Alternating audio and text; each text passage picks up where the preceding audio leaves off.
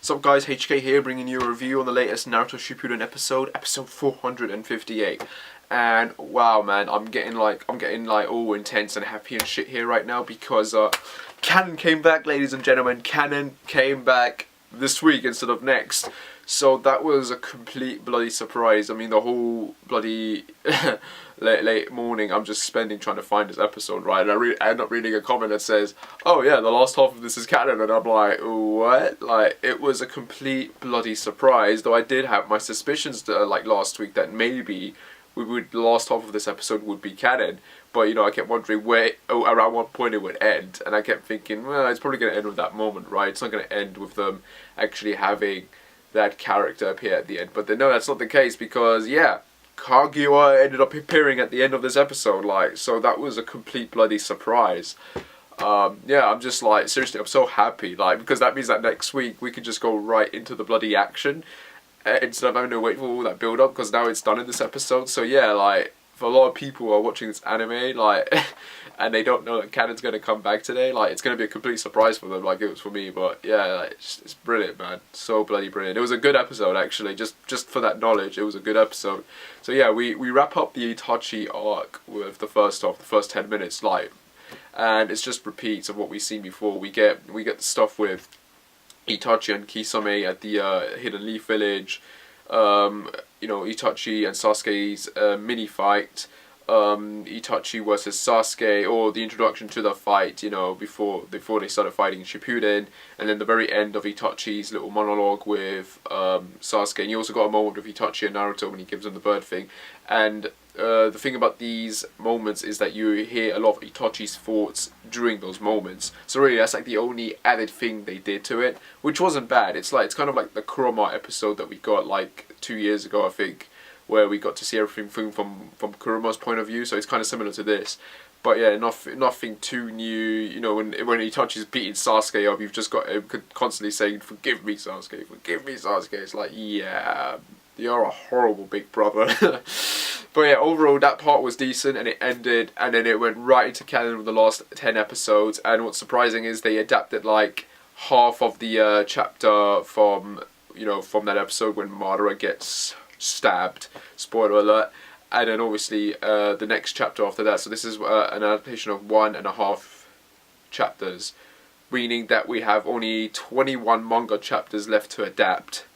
And if it's true, then we only have 21 anime episodes left at this point, which is a complete 21?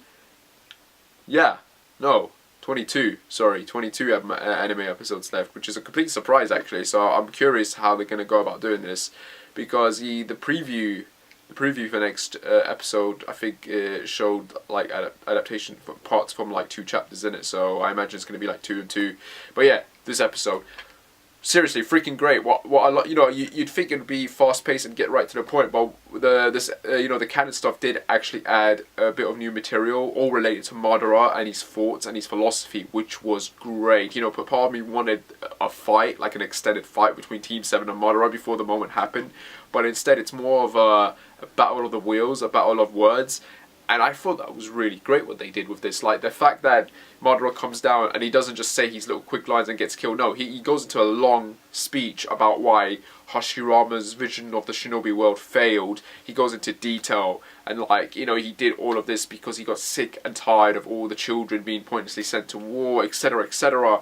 And he does make, you know, he brings up all the previous wars, and he does say that, yeah, he did start this fourth war, but he did it for good reasons, and he, you know, he's a savior, and etc., etc. You've got the other characters trying to counter argument his point.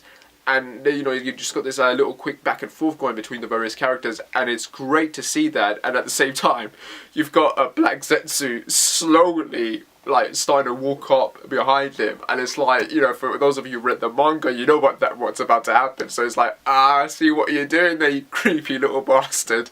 But yeah, it's such a great moment. And then when the stab happens, it's very quick and maybe a bit unexpected, because you know, I mean, we saw it coming. Obviously, for us who read the manga, we saw it coming from a mile away. For those of you who didn't, but like, yeah, it happens. And then you still get a bit more dialogue with Madara and Zetsu, and you know, and then it cuts to the next part of the chapter. You know, it adapts to the next part of the chapter, and it's very quick how they do that, because mostly it is an action set piece, but they do it really well. The animation for this was, you know, decent, and the artwork wasn't that bad. The last shot you see of this episode is Kaguya's face, and it's really done really, like, the artwork for that is really done well, like, top-notch quality for that one shot, so that's perfect without just opening her eyes, and it's like, yeah, it's just a great shot there, ending shot.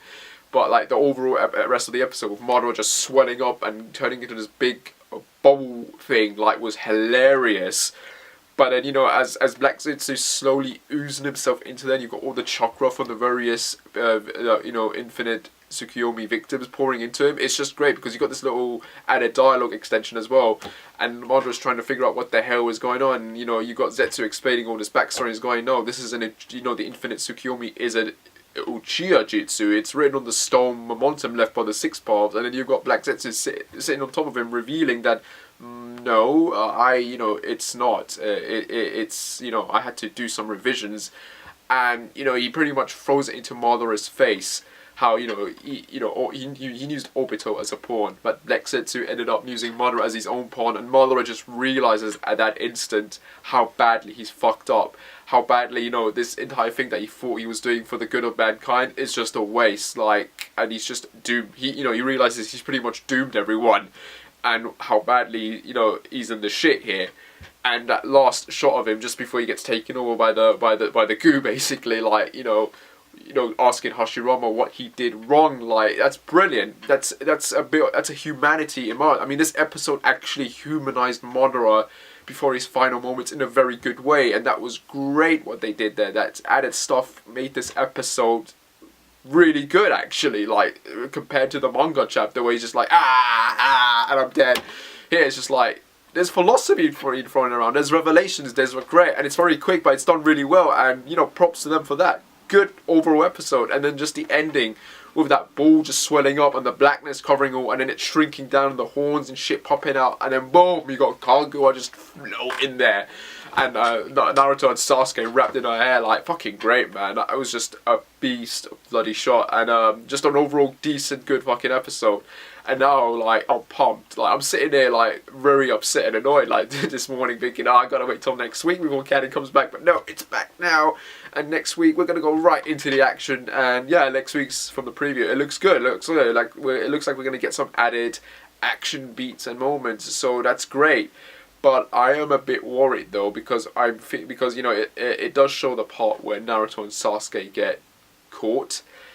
So I'm thinking we might get some extended flashback filler material after next week. So yeah, I don't think we're gonna be we're gonna be back to canon it'll be canon. The stuff we'll see will be canon. It'll just be extended. So that might either annoy people or it might, you know, make people happy, because to be honest, the flashback stuff that we will get in the canon material anyway was used to, like, wrap up every plot hole, but there was still a bunch of stuff that wasn't really expanded on, so they've got the opportunity now to use the anime to wrap everything up in a nice little bundle before we, you know, go right into the ending of things. So yeah, they'll probably do that, because again, if the rumors are true, there's only like 21, 22 episodes left before, you know, the anime wraps up. But yeah, anyway, today's episode, fucking great, brilliant. Well done, Studio Peria, for giving us something unexpected and cool.